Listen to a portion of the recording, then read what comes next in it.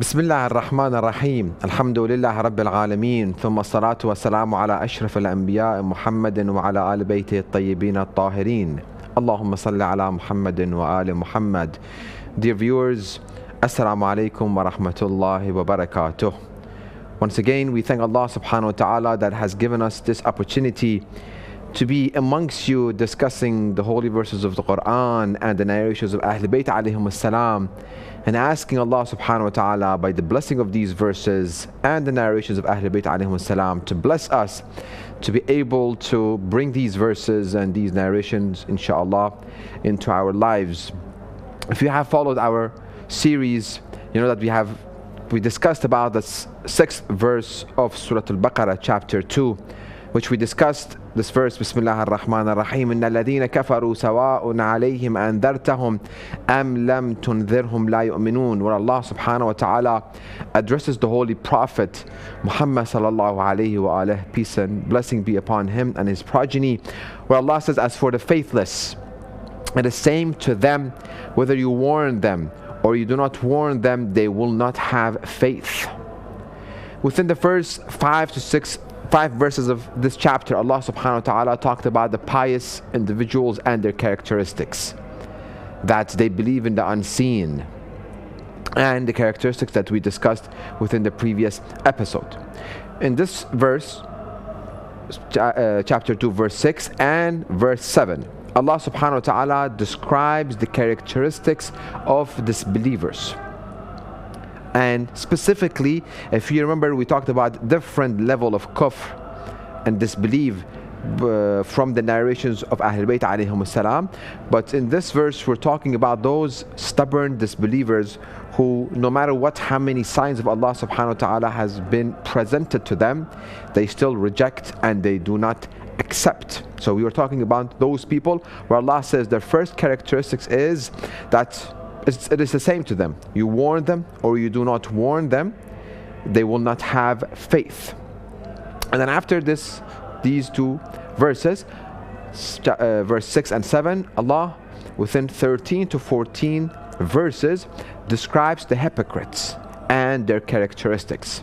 So these verses give us guidelines for us to examine our belief and to examine that inshallah we are not part of the disbelievers, but inshallah, remember we said according to the hadith of Muhammad Sadiq alayhi salam, disbelief within the Holy Quran, disbeliever have different levels, same thing as Iman has different, and Mu'mineen have different levels. We cannot compare the level of our Imans and faith to Salman al-Muhammadi or Abu Dharr al-Ghifari or the companions of Rasulullah and other Ahl Bayt alayhim as-salam. So there are different levels of faith. Same thing, there are different levels of disbelief.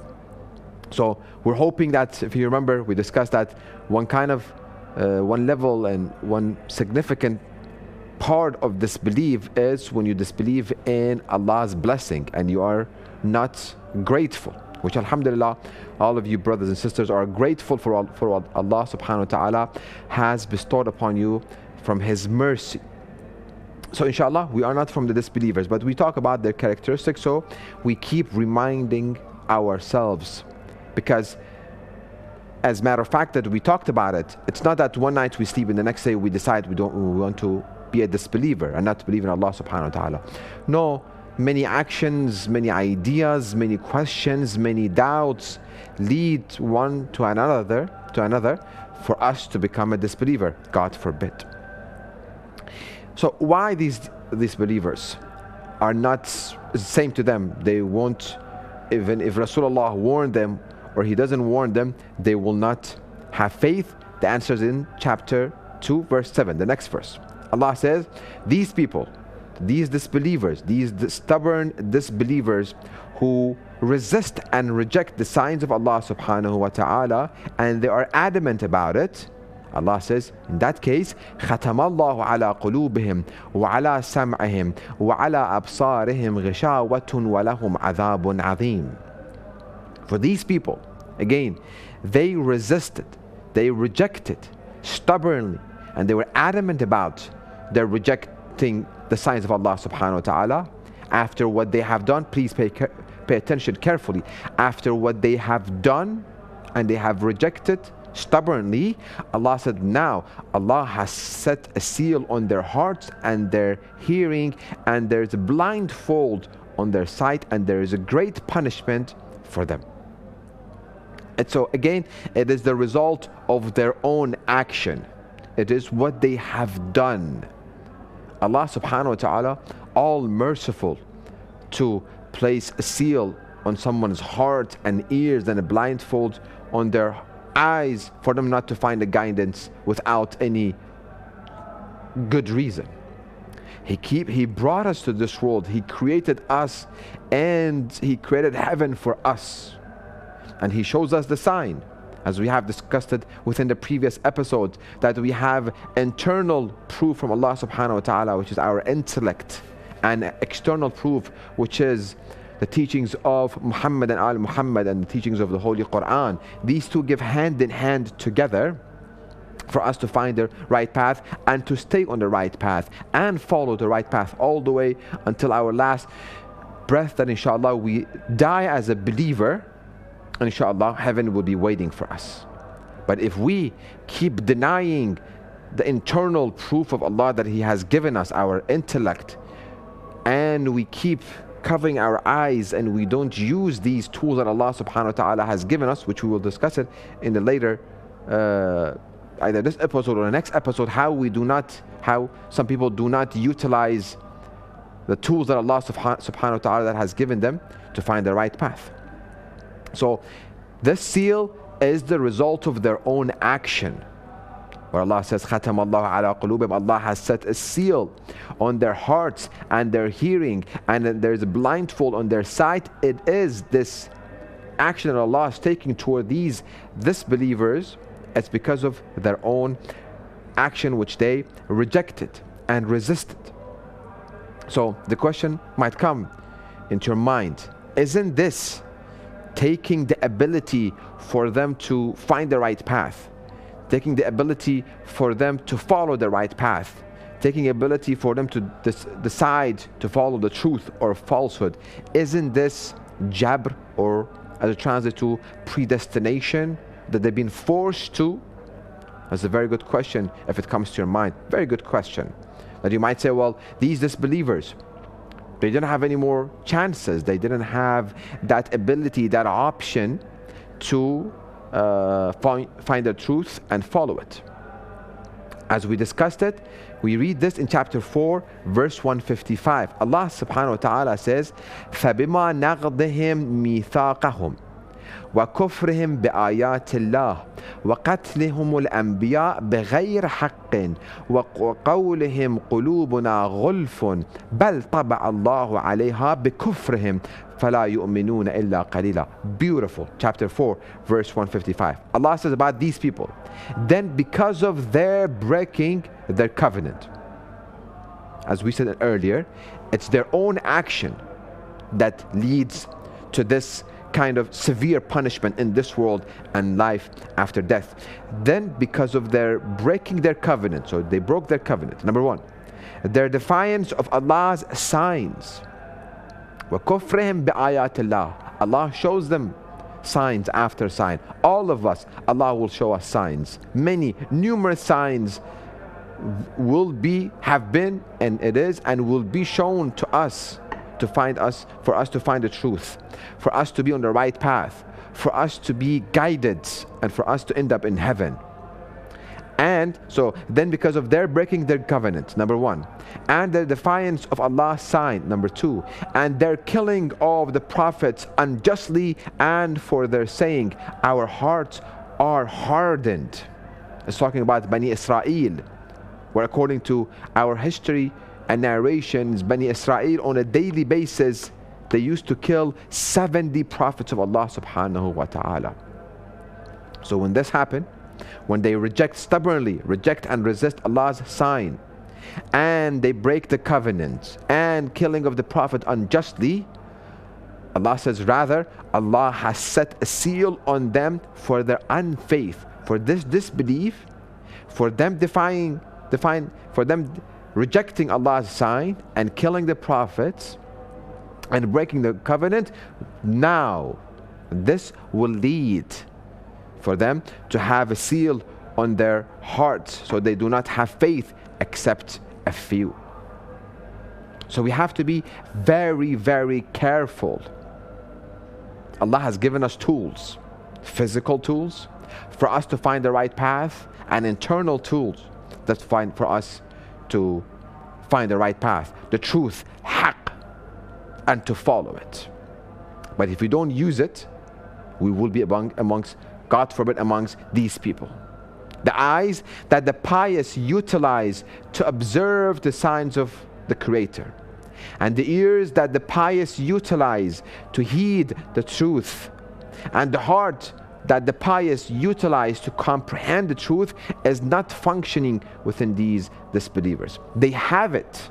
Allah has given them. Allah is just, all merciful, all wise, for He not to give them the tools and say, well, why didn't you find the right path? Why didn't you follow the right path? They will say, well, we didn't have the tools. No, Allah has given them. Everybody receives the tools that he needs, and based on the tools that Allah has given that individual, and based on the knowledge that he gained, and based on the signs that he was exposed to, Allah will test him in this world and question him on the Day of Judgment. He will not question us for something that He has not given us. He won't test us with something that He hasn't given us the tools for us to pass this test. So they have the tools, but it is not being utilized and function for the right purpose. Their wrongful action corrupts these tools. For example, the physical eye. If I take a screwdriver and I bring it to my eyes and I start stabbing myself with the screwdriver, well, I will lose my eyesight. I won't be able to see anymore. Or I do the same thing with my ears. I won't be able to hear the message of the revelation, the message of Allah through Quran and His Messenger Muhammad sallallahu alaihi wa alihi and Ahlul Bayt alayhim wassalam. If I have my hand in my ears, of course I won't hear Him. If I have my hand in front of my eyes, of course I'm not going to see the signs. So it is my decision which puts me under the umbrella of those disbelievers, where Allah subhanahu wa ta'ala says, خَتَمَ اللَّهُ عَلَىٰ قُلُوبِهِمْ وَعَلَىٰ سَمْعِهِمْ وَعَلَىٰ أَبْصَارِهِمْ. Allah has set a seal on their hearts and their hearings, and there is a blindfold on their sight. They were the one who showed Allah subhanahu wa ta'ala, this is the path I want to take. It's very important for us to keep utilizing the tools that Allah subhanahu wa ta'ala has given us to find the truth, to find the haqq. The haqq is out there.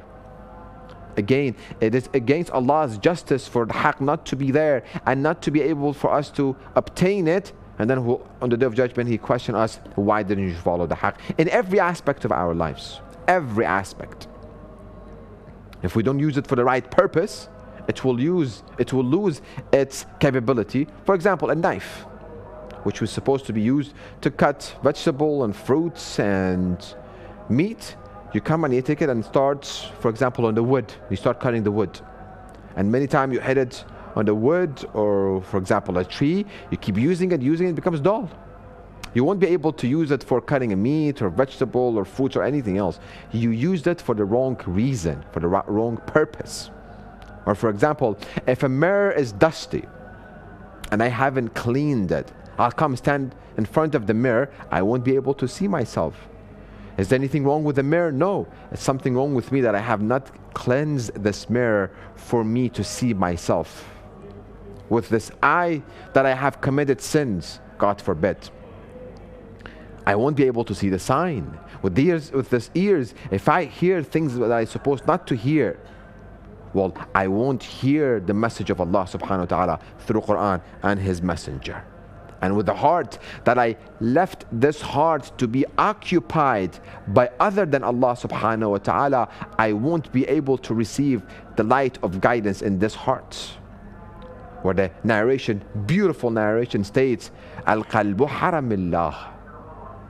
The heart is the sanctuary, is the place for Allah subhanahu wa ta'ala. and should not be reside by anything than Allah subhanahu wa ta'ala. So let us stay here within the last minute that we have, and inshallah we'll discuss about this verse and this hadith related to this verse inshallah in the other episode.